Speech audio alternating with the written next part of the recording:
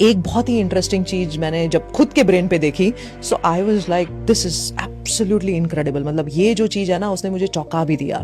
सो क्या थी, हम भ्रामरी कहते हैं ब्रीदिंग के प्राणायाम में। मैंने कहा चलो मैं एक सिंगल हमिंग भी करूंगी, एक सिंगल भ्रामरी। आप मेरा ब्रेन स्कैन प्री और पोस्ट करो, मुझे देखना है क्या हो रहा है। एक भ्रामरी किया मैंने, ओनली वन, सिंगल भ्रामरी। तो जो एक ही बार, बस एक ही बार।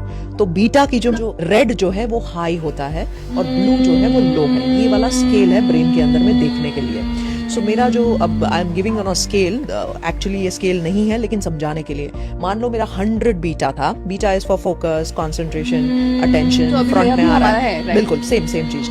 सो 100 था, वो सीधा 1000 हो गया।